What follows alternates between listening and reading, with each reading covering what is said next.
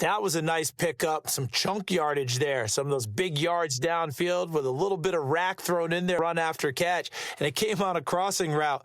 I could just hear one of my friends who won 4 Super Bowls as a quarterback always said the same thing. What route does the defense hate? Crossing route. Hate it because it's hard to change direction when they get going full speed in the other way. And they do exactly what they wanted.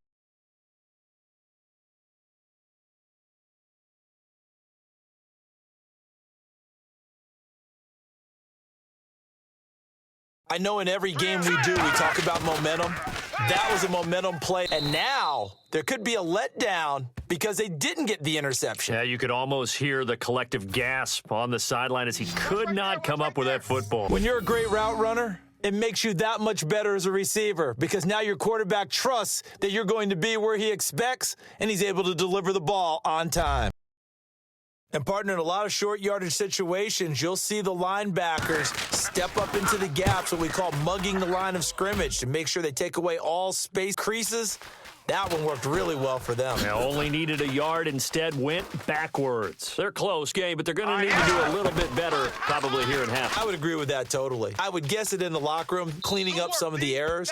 But overall, I think they wanted to be positive with them. Guys, we're right there. Let's pick up, and we still have a chance to win this game. We'll see if they can pick up. So it's only 3 points on this opening drive of the third quarter. And even though that stretches out the lead, Charles, I think you'd have to consider this a win for the defense, no? Couldn't agree more, Brandon. That offense got themselves in prime position to really open up this ball game, but the drive stalled out.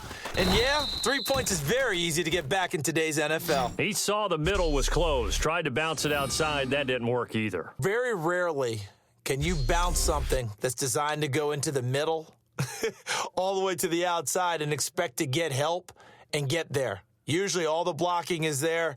In this case, blocking was in the middle, bounce stacked up. Now he was outflanked when he tried to get outside.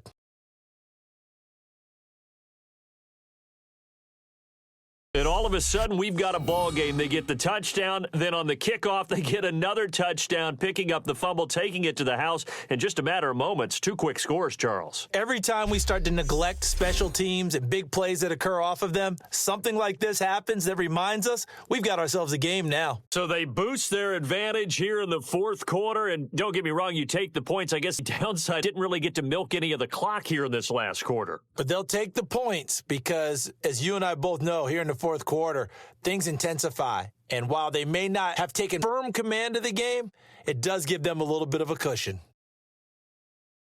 Intentional grounding penalty, and the offense goes back 10 yards. Yeah, last resort for the quarterback. He couldn't get outside of the tackle box, so he could legally intentionally ground the football. Had to just launch it and take the penalty. They have the lead, still a one-possession game, but the defense got the stop. They've got the football now. Just salted, right? Exactly. That's all the defense is counting on from their offense. They did their job in a big way.